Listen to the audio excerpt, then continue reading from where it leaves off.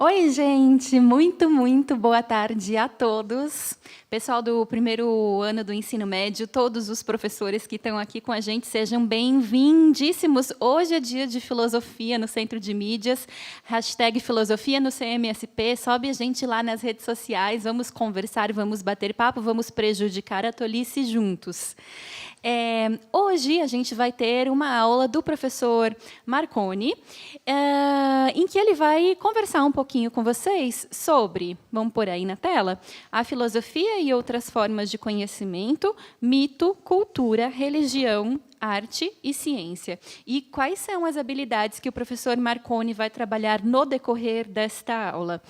Criticar a concepção de conhecimento científico como verdade absoluta, refletir sobre a importância do conceito de alteridade para a análise de diferentes culturas, relacionar práticas de cidadania e respeito às diferenças, discutir a condição estética existencial dos seres humanos e discutir a relação entre cultura e natureza. Vocês devem ter se atentado para o título da aula, Verbos do Filosofar. Eu quero abrir a aula hoje enaltecendo o seu brilhantismo. Marconi, você é um poeta na arte de criar títulos de aula. Obrigado. Confesso que eu gasto um tempinho nisso, hein? Eu fico lá matutando qual vai ser o título dessa aula. Obrigado, Fê. Vamos embora? Vamos lá. Sejam todos bem-vindos, né? Junto com a professora Maria Fernanda, recebo você, professor, coordenador, outros membros da Secretaria da Educação e você, aluno, especialmente da primeira série do ensino médio. Antes de que vocês fiquem assustados, talvez por terem visto a quantidade de habilidades que a gente vai trabalhar hoje, é importante nós lembrarmos que nós estamos na semana de estudos intensivos. Então, as aulas desta semana serão aulas de recuperação daquilo que a gente trabalhou durante o nosso segundo bimestre. Por isso, todos estes verbos do filosofar que estão aparecendo aí nas nossas habilidades. A ideia hoje é a gente revisitar as habilidades e, em alguns casos, os conteúdos que a gente trabalhou no decorrer do nosso segundo bimestre. E, neste sentido, nós temos aí a nossa primeira interação, a nossa primeira dinâmica, para a gente começar a trabalhar o primeiro verbo do filosofar da nossa aula de hoje. E a nossa dinâmica, que vai aparecer na tela para vocês, são duas perguntinhas que dizem o seguinte: os termos criticar e discutir são dois entre vários outros que estão presentes no cotidiano e que foram incorporados e ressignificados pela filosofia. Diante disso, responda. Primeira pergunta. Você percebe uma diferença entre a crítica e a discussão filosóficas e as críticas e as discussões do nosso cotidiano? Se sim, que diferenças são essas? E a nossa segunda pergunta, qual a importância do criticar e do discutir para a construção do conhecimento? 2 minutinhos e a gente volta com os comentários da professora Maria Fernanda.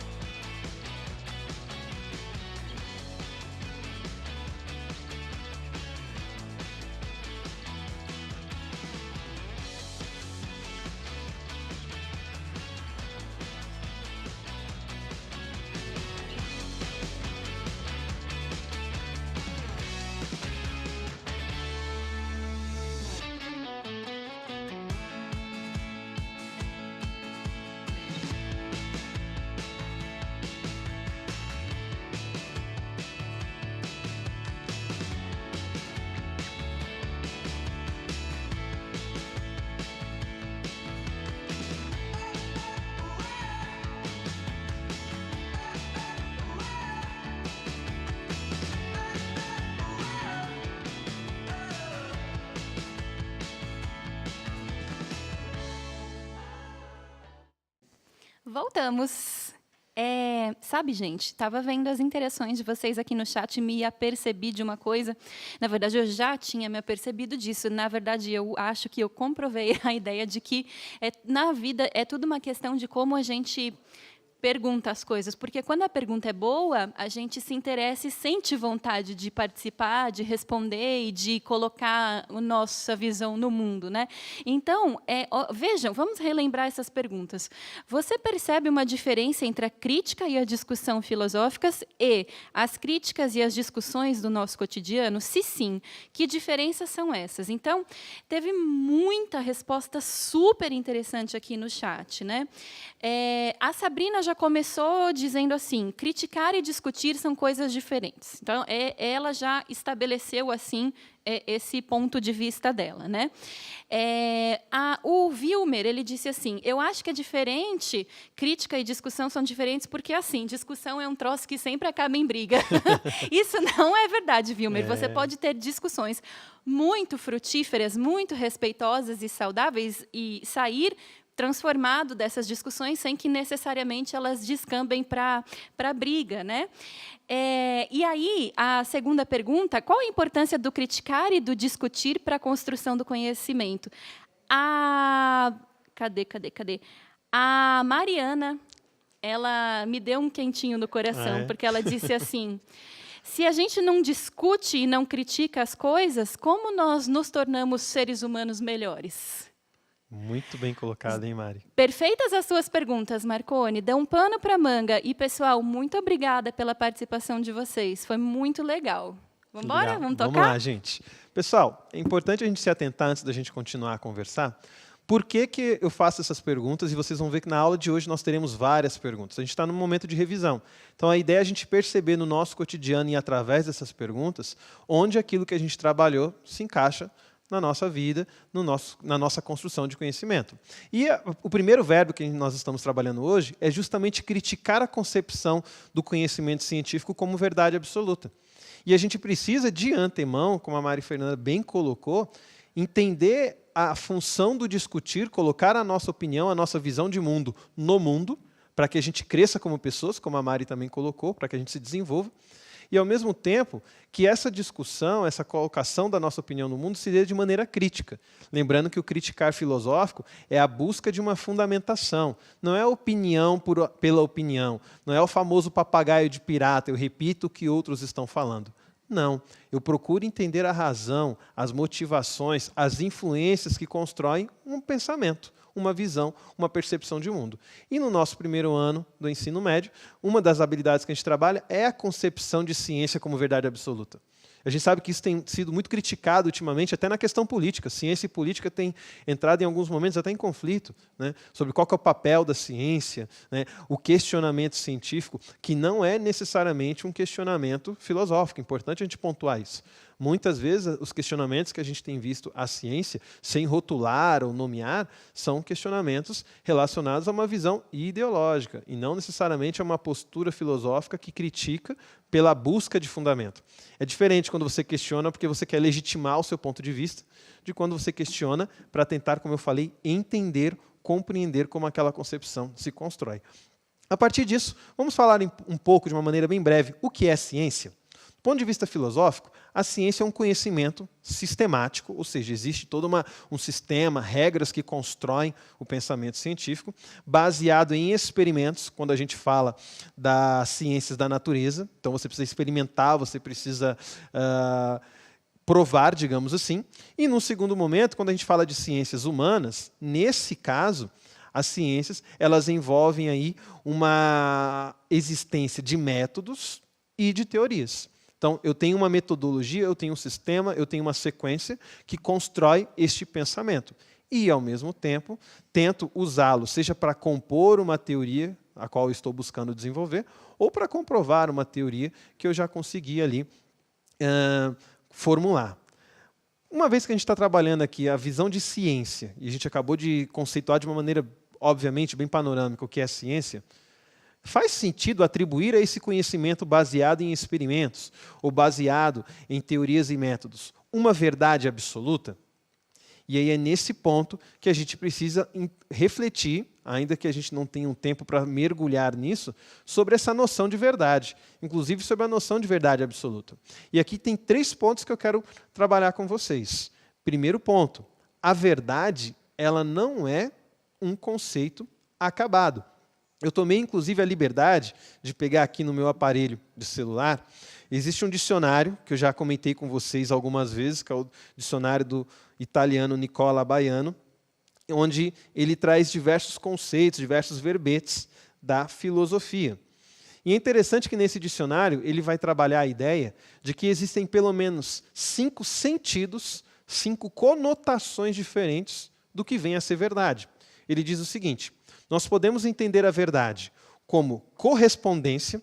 Então eu tenho uma ideia e essa ideia corresponde à realidade. A gente sabe que o conceito de realidade também é questionável, mas enfim, é uma correspondência. Eu falei alguma coisa, Maria Fernanda viu que o que eu falei é coerente, eu disse que a plaquinha que está lá fora é azul, corresponde à realidade, isso seria verdade, uma noção de verdade como correspondência. Uma segunda noção, a verdade como revelação, algo que está encoberto e que vem à luz do conhecimento. Então, Santo Agostinho trabalha muito essa ideia, por exemplo, quando ele fala da doutrina da iluminação. A verdade é algo que a gente não consegue adquirir sozinhos. Eu costumo brincar, a doutrina da iluminação de Santo Agostinho é um quarto que você tem uma meia luz que você não consegue enxergar tudo que tem dentro daquele quarto. E Deus é o único que tem a condição de apertar o interruptor e clarear aquele quarto completamente. Vejam que é uma outra ideia de verdade. A verdade é uma coisa que se revela. A mente humana não tem a capacidade de, por ela, adquirir essa verdade absoluta. Uma terceira ideia de verdade. Verdade como conformidade a uma regra lógica. Então você tem um critério lógico e na medida em que esse critério lógico é obedecido, eu posso dizer que uma ideia, um conceito, uma coisa é verdadeira. Quarto conceito de verdade. Verdade como coerência. Algo que faz sentido, algo que não é contraditório. E a última visão de verdade, que é uma visão que a gente pega emprestado, inclusive, do utilitarismo ético, é a ideia da verdade como utilidade. A verdade é aquilo que é prático. Por mais que eu diga que uma coisa é verdadeira, se ela não é prática, o que interessa é como as coisas acontecem de fato. Vamos pegar, por exemplo, essa ideia dos relacionamentos amorosos. Por mais que eu tenha uma noção de que o relacionamento amoroso é de um determinado jeito, as pessoas vão dizer, você pode ter essa visão linda de amor, mas o amor de verdade é o do cotidiano, é o do dia a dia, não é o conceito que está no dicionário. Então, vejam que nós temos 5 visões diferentes do que é verdade. Então, um conhecimento, seja ele qual for, se atribuir a si mesmo como a ideia de ser um detentor da verdade absoluta, não faz sentido. Eu tinha um professor na faculdade, agora infelizmente não recordo o nome dele, um professor descendente de alemães, inclusive, e eu achava muito interessante porque ele falava o seguinte: eu acredito em Deus, mas eu não sei se Deus existe, porque saber é uma noção que está relacionada com uma ideia de verdade, e a noção de divindade é uma noção que eu não tenho como comprovar pelos meus sentidos. Então não faz sentido eu falar que eu sei, eu posso falar que eu acredito, que eu espero, mas que eu sei, eu não posso. Uma segunda ideia importante com relação à verdade nós percebemos que a verdade científica ela é transitória. Basta a gente olhar a história da ciência que a gente vai ver o quanto que a física mudou, o quanto que a biologia mudou, e quanto diversos outros campos do conhecimento mudaram. Então, a verdade científica ela é transitória. Por isso, e a gente está vivendo isso na prática nessa pandemia. Cada dia saem novos estudos, alguns contraditórios, outros complementares, outros vão sendo abandonados, outros vão sendo propostos, porque a verdade científica é transitória. E eu preciso entender isso para não colocar a ciência, lembrando que a Maria Fernanda também nos disse no início da aula, que a gente está trabalhando aqui mito, ciência, cultura, religião, que também são outras formas de conhecimento. E que muitas vezes são menosprezadas, desvalorizadas, sob essa ideia de que nós temos um conhecimento que possui a verdade absoluta. Por exemplo, há dimensões e questões da existência humana, como a estética, que ultrapassam o alcance do cientificismo. A ciência ela não é capaz de nos dizer sempre o que as coisas de fato são. Olhem, por exemplo, essa próxima atividade que a gente vai fazer. Diz o seguinte: de acordo com estudos científicos, a paixão age no cérebro liberando um combinado de substâncias químicas, como a adrenalina, a dopamina, a serotonina, a oxitocina, o CRH, que eu tentei decorar, já esqueci o que é, e a vasopressina. 3 perguntinhas para a gente responder rapidinho no chat. Primeiro, essas informações científicas são suficientes para você saber o que é paixão? Segundo, o que é necessário para você saber o que é estar apaixonado? E terceiro, que exemplo você consegue citar de expressões artísticas, sejam elas quais forem, que são capazes de fazer você experimentar, você sentir, você ter a sensação de estar apaixonado? 2 minutinhos, a gente volta com a professora Maria Fernanda.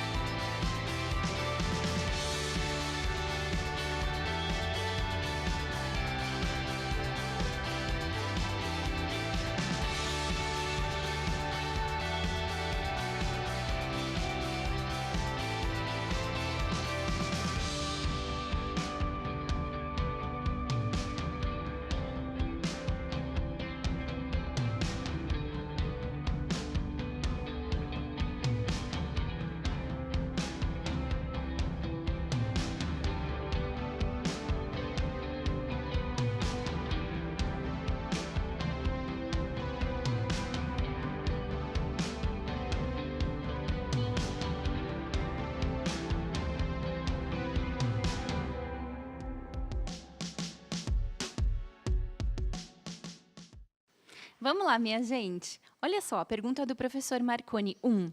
Essas informações científicas que aparecem aí no texto são suficientes para você saber o que é paixão? Foi quase uma unanimidade de respostas não. Imagino. Não é? Depois o professor perguntou o que é necessário para a gente saber que está apaixonado. Aí vocês puseram assim... a única coisa necessária para saber que se está apaixonado é sentir essa espécie de sensação diferente que a paixão causa na gente, né? Em relação à terceira pergunta, qual exemplo vocês citariam de expressões artísticas? Eu recebi aqui diversas respostas apontando filmes românticos, e eu quero destacar a do Con Sawyer, que disse assim que, na opinião dele, uma das maiores expressões artísticas da paixão são as serenatas. Que legal. Resgatando assim uma tradição muito bonita que infelizmente vem se perdendo, né? Verdade. Qual que é o nome dele? É o Con Sawyer. Con Sawyer. Um nome chique, hein, meu Não amigo? é? Mas, gente, muito boas colocações de vocês. Vejam que interessante, né? A gente está falando, estávamos criticando a concepção de ciência como a única detentora de verdade, e acabamos de ver que, por exemplo, uma definição científica do que é que acontece quimicamente no nosso corpo não é suficiente para eu saber que eu estou apaixonado. Agora eu estou tendo uma descarga de serotonina no meu cérebro, é você que eu quero para o restante da minha vida. Não. Né? Como a Fê bem colocou, é essa sensação, pegando até a origem do termo, né, Fê? O patos, a patologia, o desequilíbrio. Né? É aquele desequilíbrio que a paixão causa na gente. E por que eu fiz essa terceira questão, gente? Justamente falando da questão das expressões artísticas que nos levam a perceber a paixão. Porque aqui a gente já consegue fazer esse contraponto com relação à ciência. Né? A ciência não me ajuda muitas vezes a perceber a paixão, mas a arte me ajuda. Quando de repente tocou aquela música e você, opa, estou pensando em alguém bem na hora que essa música está tocando.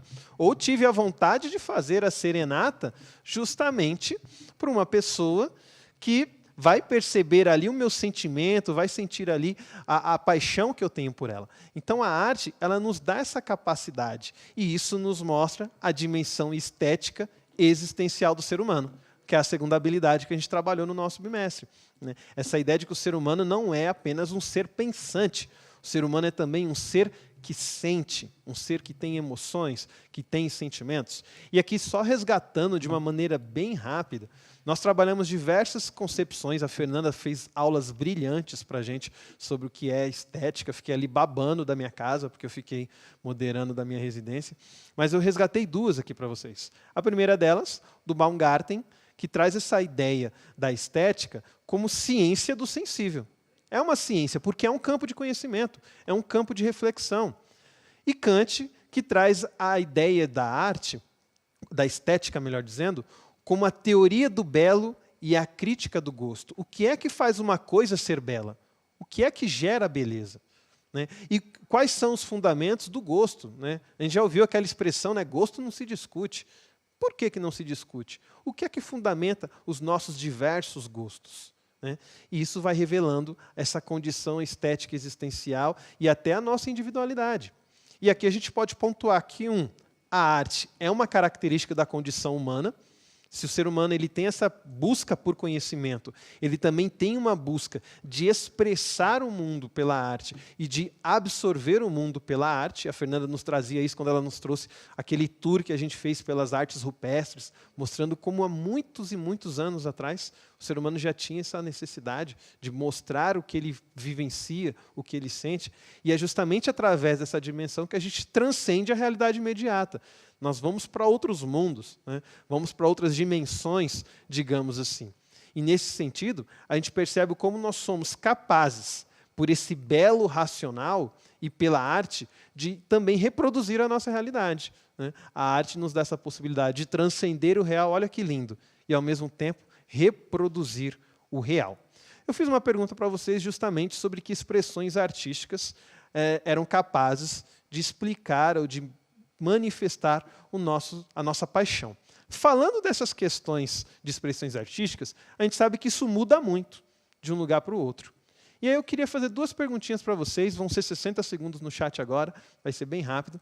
E a primeira perguntinha é a seguinte: em que situações do seu cotidiano você percebe a importância das expressões artísticas? Em que momentos do seu dia a dia você percebe que a arte te ajuda e muito? 60 segundos, a gente volta com a Fê.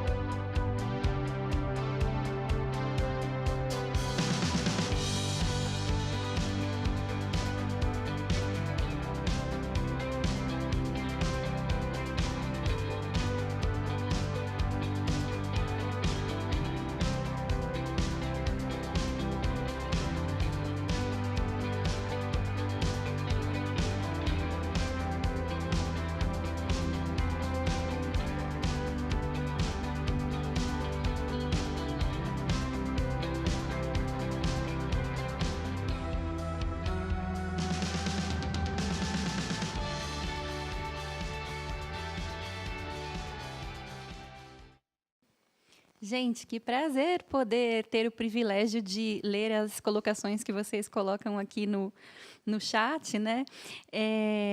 O Eric Rocha, ele fala que, de forma geral, as artes o ajudam no momento de expressar as emoções dele de uma forma um pouco mais criativa, né? Super interessante a resposta do Eric. E uma coisa que me chamou bastante atenção, e eu penso que pode estar relacionado com esse momento bem específico que a gente está vivendo agora, é que diversas pessoas trouxeram que a arte tem ajudado a lidar com o estresse. Que bacana. Então, seja através da música, através dos livros, a arte tem esse papel assim de nos ajudar a lidar com as emoções negativas. Nos tirar dessas quatro paredes, né, que nós estamos vivendo.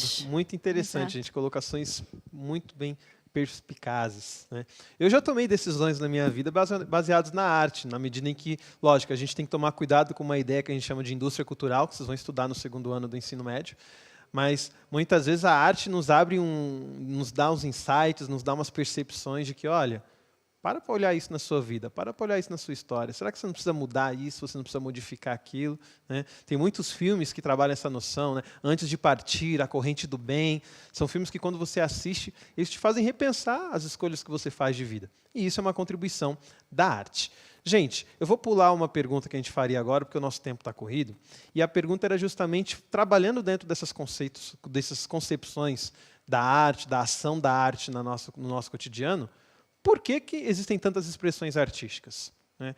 E assim, eu esperava de vocês diversas respostas, e uma delas seria que nós temos diversas expressões artísticas porque nós temos culturas diferentes. E esse é justamente o nosso próximo tópico que nós vamos trabalhar. Discutir a relação entre a natureza e a cultura. Afinal de contas, a arte está totalmente relacionada a uma cultura. E aqui vale a pena a gente reconceituar, relembrar, melhor dizendo, o conceito de cultura. Lembrando que esse também não é um conceito fechado, existem várias concepções do que é cultura. Basicamente, a gente pode definir a cultura como uma atividade humana.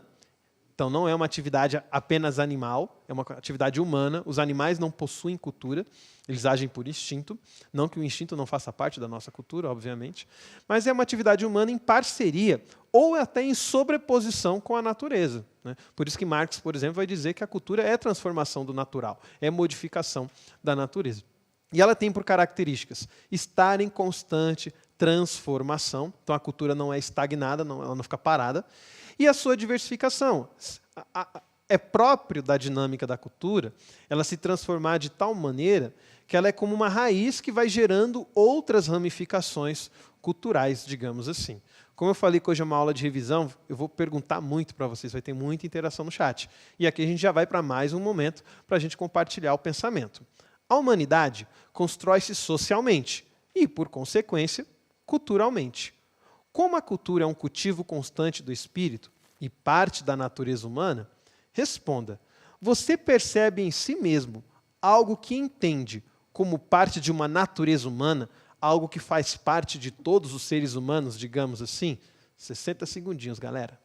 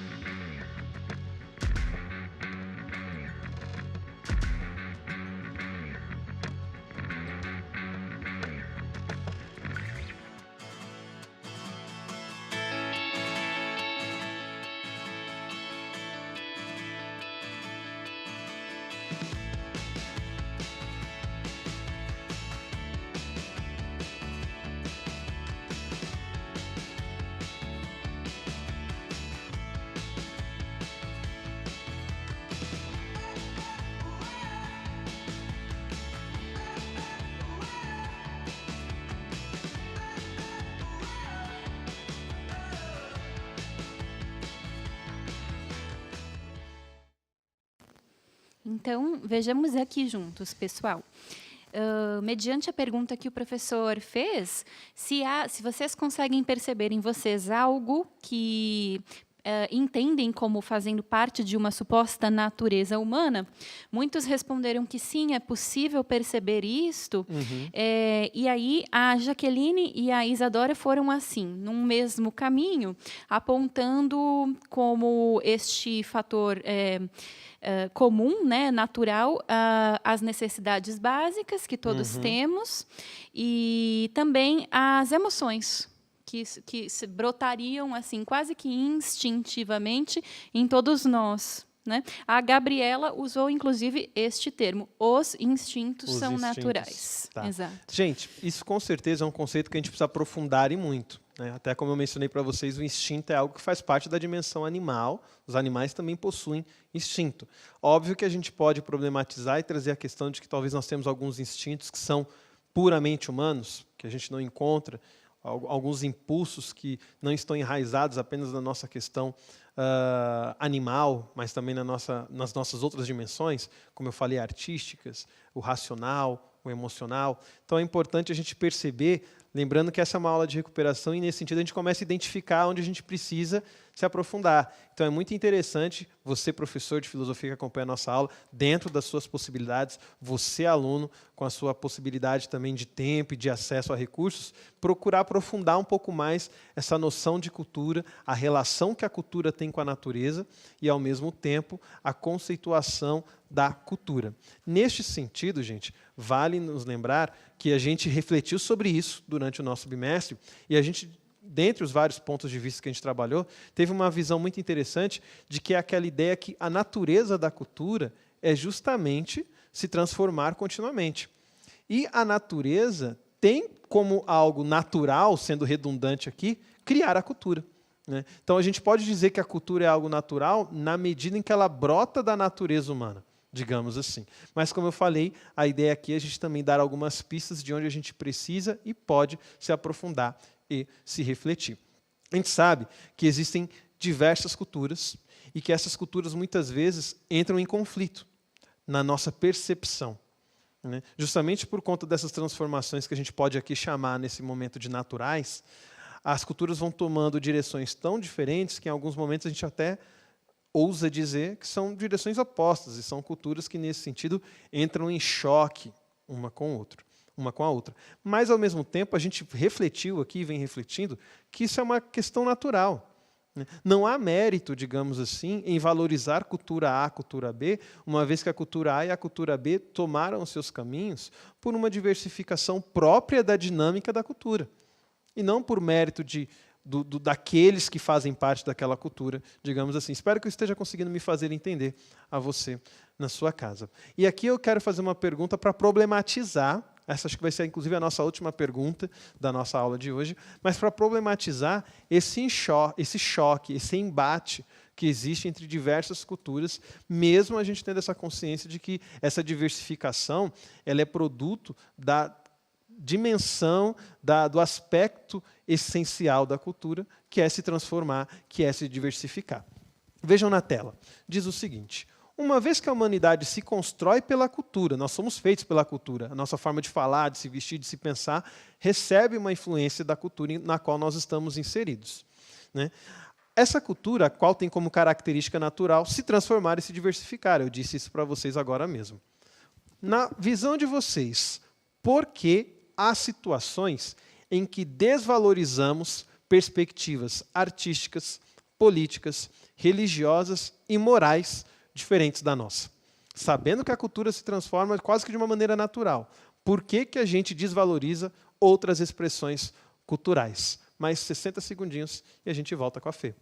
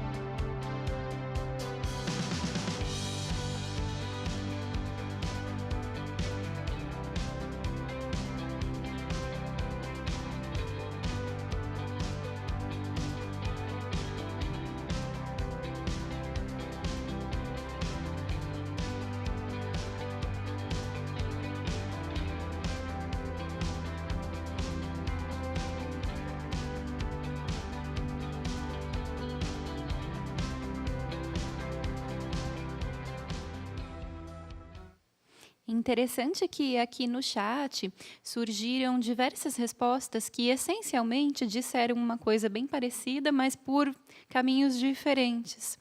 Então, a Vanessinha disse, olha, essa desvalorização, né, ocorre porque somos imbuídos de um preconceito. Né? E, neste sentido, também, o Lucas ele diz assim, olha, nós sentimos estranheza né? E, de fato, são duas respostas que, de alguma forma, elas se conectam.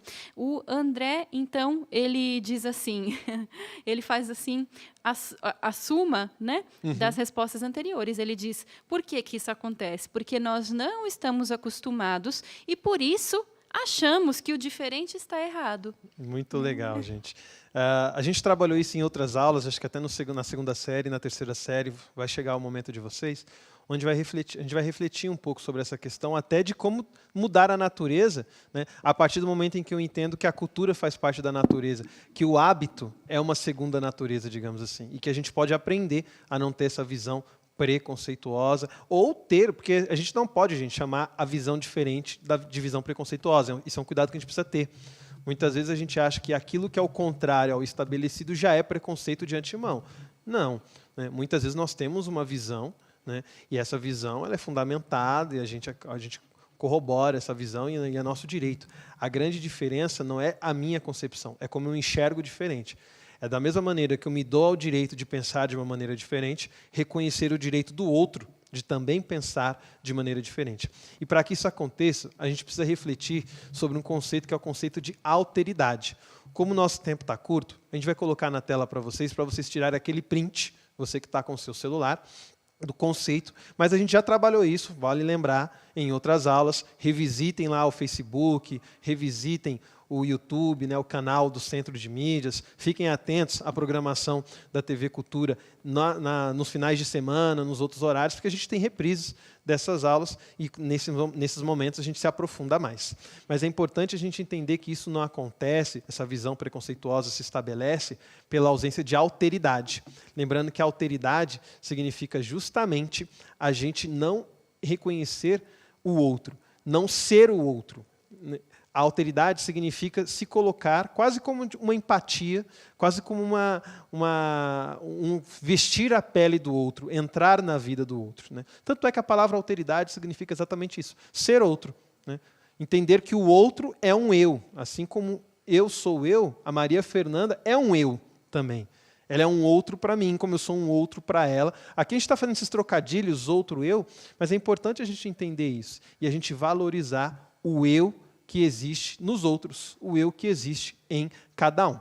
Nós vamos colocar uma telinha agora para vocês aí, para vocês também apenas tirarem um print, já que o nosso tempo está curto, que era uma atividade, uma outra pergunta que eu faria para vocês aqui na aula. Como nós não teremos tempo, isso pode ficar como uma sugestão de atividade para você, professor, que queira trabalhar com seus alunos. Lembrando que é sugestão de atividade, vocês têm toda a autonomia para utilizá-la ou utilizar outras ferramentas que vocês já tenham desenvolvido nas aulas de vocês. E você, aluno, também pode pensar nessas atividades, nessas questões, para poder aprofundar o seu pensamento. Falado disso, eu quero deixar aqui algumas outras sugestões de atividade. Primeiro, uma pesquisa conceitual. Né? Então, você pode pesquisar, aí, por exemplo, os conceitos de cientificismo, cidadania. Tem uma noção, digamos assim, gente, uma pesquisa muito interessante, vocês encontram na internet, sobre critérios de verdade, teorias da verdade. Muito bacana para a gente começar a criticar, a problematizar, a questionar um pouco mais o que é ser dono da verdade, coisa que muita gente acredita que é, se é que alguém pode ser dono de algo assim. Né? E também se aprofundar no conceito de crítica filosófica. Para terminar, vou deixar uma mensagenzinha com vocês da nossa avaliação pessoal e passo a bola para a professora Maria Fernanda. Filosofar é refletir, criticar, relacionar e discutir. Você tem dado a devida atenção à reflexão antes de formar os seus juízos, antes de agir e reagir? Você exerce o pensamento crítico diante das diversas ideias e valores que se apresentam no seu dia a dia? Antes de você discutir as ideias, a Fernanda dizia, discutir é importante, é essencial. Mas antes de discutir, você busca fundamentar seu ponto de vista na reflexão crítica? E como você pode relacionar, traduzir em ações cidadãs concretas o respeito às diferenças? Eu me despeço de vocês e deixo com você, Fê. Marconi, muito, muito obrigada. Você nos presenteou com a aula, com a tua generosidade, passar o seu conhecimento para a gente. E eu quero encerrar dizendo que a professora Durvalina também nos brindou, porque ela teve a lembrança no chat de citar aqui uma frase do Pascal, um grande filósofo do século XVII, que dizia que o coração tem razões que a própria razão desconhece. Professora Durvalina, muito obrigada. Você nos brindou com essa lembrança. Obrigada a todas que acompanharam e próxima quinta-feira, eu, Marcone e vocês. Encontro marcado. Até lá. Um beijo. Tchau, tchau, gente. Tirem o print dessa tela, é um formulário de avaliação da nossa aula.